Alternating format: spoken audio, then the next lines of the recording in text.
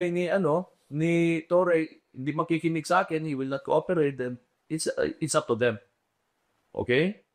So, sinabi naman ni Torre na may 3-minute response, sana ma-feel ng mga Dabawenyo. But, tingin ko, gagawin yan, harassment lang talaga. Doon na, Cory, Mr. Torre, sanay na ako sa iyo. Sanay na kami sa iyo. Kinidnap ko nga yung tatay ko eh. Okay na yan. Just do whatever you want. You have 2 years until finding mo candidacy sa 2027. So, at saka may kaso ka na ngayon eh. Think about it. Gusto mo harasin ako, harasin mo lang ako. Kasi matapang ka lang naman, we have the position eh, pero masuntukan tayo, ano kung makaya, bita. Ganun lang. But you're a coward. You are nothing without your position. Sa totoo lang. And nagmamatalinuhan ka lang, yan ang talaga ginagawa mo. May 3-minute response ka, may nakaabang na dyan, nakita ka talaga ng media. Kawawa ka naman, sa totoo lang.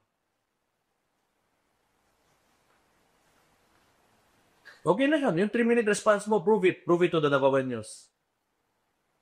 So sabihin, kayo PNP. So sabihin nyo, hindi na safe ang Davao. So ano? Ako ba ang polis o kayo? Kung sa index, ang Davao City is third to Chiang Mai in Southeast Asia, why cannot you maintain that? If you cannot maintain that, that means you're not doing your job. That means the PNP is not doing their job. O nangyari yun, who is to blame? Ako o ikaw? Yung back to you mo, hindi ka na nga sumagot ko. Sarap talaga awayin. Totoo lang.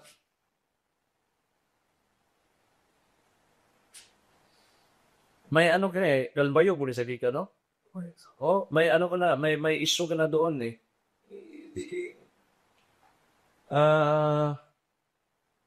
Iba yung ano mo, iba yung ambition mo sa buhay.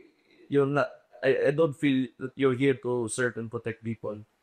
You are here to forward your ambitions. Particularly, ito kung sino ka man sa administration ni Ferdinand Marcos Sr., you are the general bear. If you do not know history, read it. It's there. It's available for all.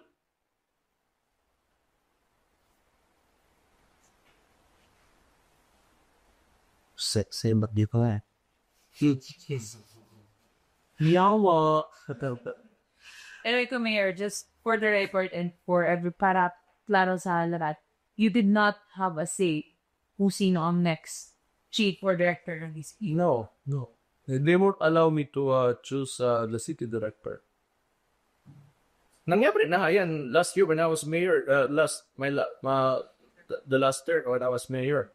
In 2 days, they replaced 3 times. Aski the city director 3 times in 2 days. I do not know. Masyado silang paning because they're scared maybe, these policemen who were to be assigned there, baka loyalista sa amin and they would not, do dirty work for them. So I'm expecting harassment from your pangit nyo now. I really do think you're ugly. You know why? It's not because of your face. Filipinos are beautiful, brown skin, and a lot of foreigners, the Caucasians especially, they like your color, but the kind of person that you are, you're really fucking ugly. This coming Sunday sa Araneta, 12 rounds, pwede. 12 rounds sa sundukan para maganda. At para medyo marami-rami ang ma-raise natin, siguro you can find sponsors. Per round, may mag-sponsor. So, let's place their merchandise before each round. So, 12 rounds para medyo marami-rami ang sponsor, marami tayong ma-raise na pondo. Sir, can you give us a background? Naghamon ba siya? Paano ba yung nangyari? Well, I was informed at nakita ko rin sa social media na naghamon siya ng suntukan. And well, sa atin naman, whether he's serious or not, sa atin, let's just put this on a better use. Kung yan ang gusto niya, madaling pagbigyan yan, boxing na lang para madaling iset up. At gawin natin this coming Sunday, 9 o'clock. I'll be there in Araneta.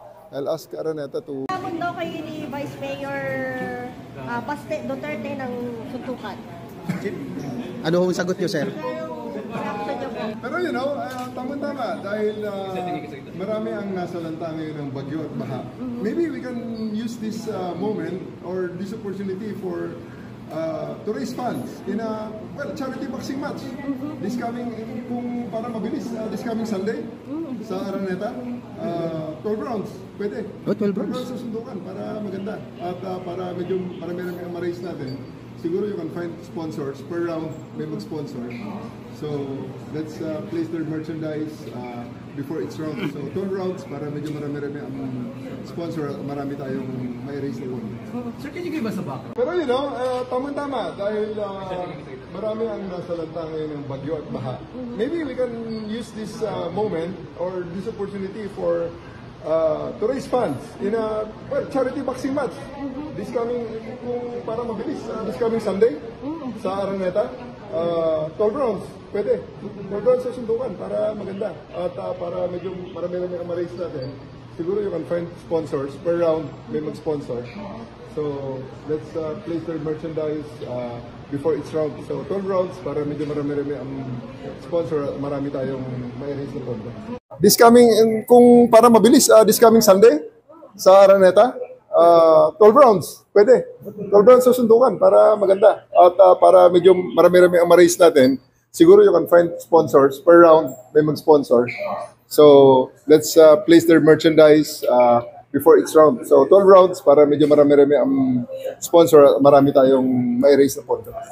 Well, I was informed at nakita ko rin sa social media na naghamon siya ng suntukan. And well, sa atin naman, whether he's serious or not, sa atin, let's just put this on a better use. Kung yan ang gusto niya, madaling pagbigyan yan, boxing na lang para madaling iset up.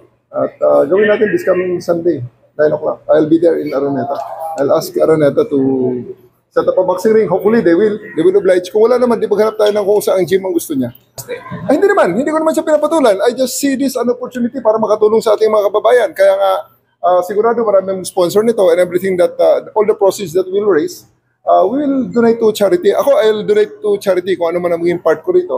At para sa mga nasalanta ng bagyo at baha ngayong nakaraang masamang panahon nito.